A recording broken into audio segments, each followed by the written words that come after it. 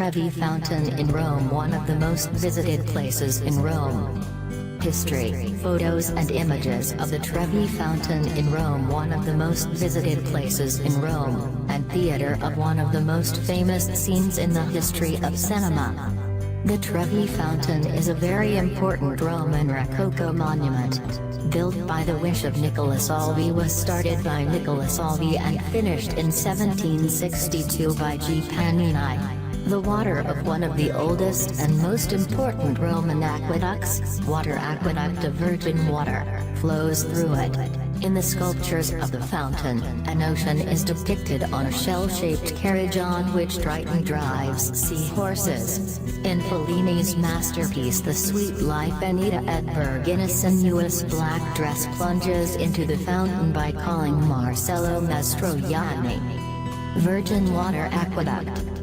The Trevi Fountain is a huge fountain built during the celebrations for the restoration of a large Roman aqueduct built by Marco Vipsenio Agrippa around the year 21st century BC. Generated by Ottaviano Augusto Agrippa, he was an experienced architect. His name is written in the Pantheon. The aqueduct was more than 20 miles long, almost all underground. The function of the aqueduct was to nourish the spas of Campio Marzio, Volute and complete by Agrippa himself. When the emperor was Augustus, he built the Virgin Aqueduct at Agrippa, an imposing work that carried water to the Pantheon and its spas. In its history, the aqueduct was more often damaged, especially from the Goths of the 537. There has been some restoration news since the 8th century. Located near the Quirinal, then Papal Residence, comes to our eyes after a series of works lasting centuries. In 1640, Pope Urbano instructed the Bernini to turn the square into a fountain to embellish the Barberini Palace, and to the same Quirinal, from which you can enjoy the view of the fountain. In 1644, due to the death of Pope Urbano VIII, Bernini had to suspend the work, as the Pope just settled. Innocent X processed the Barberini family. Nicola Salvi. After Bernini, the fountain was neglected, to the design of the Salvi, which I think of a large bathtub decorated with a travertine cliff and animated by statues, the most important of which is the Nettuno of Pietro Bracci and two allegorical figures by Filippo della Valle. The background is that of the Poli Palace and a triumphal arch, containing the Neptune. In 1742, Nicola Salvi gave birth to a work made of gold and refined marble, a late Brazilian masterpiece. Of great health, you had to refuse enormous assignments, including the renunciation of being an architect of the Savoy and the failure to build the Caserta Palace. The birth of the Trevi Fountain.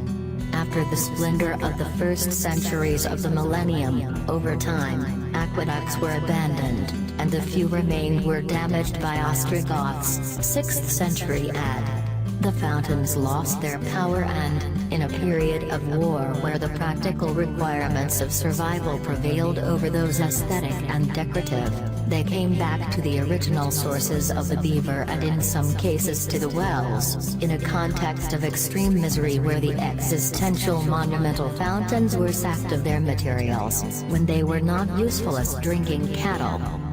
Over the centuries, the only aqueduct preserved in good condition was the Aqueduct of Virgin Water, which was thus one of the most important water resources of medieval Rome. The Virgin Water Aqueduct ended near the Quirinal, at a trivial, or three-way meeting point. At the center of the crossroads, a three-mouth fountain was built, from which the water flowed into three separate tanks. This is how the Trevi Fountain was born. During the Renaissance period, fountains play an important role in urban planning. Their main task is to embellish the rows of palaces and place artistic elements in the squares. To commission the fountains were the highest classes, besides the popes and the curia, who commissioned fountains for the palaces and gardens, made by architects for whom a growing development was required, involving continuous research from a technological point of view artistic, to the excellence of Giacomo della Porta, Carlo Maderno, and Gian Lorenzo Bernini, with which the fountains become real artistic masterpieces of the 18th century.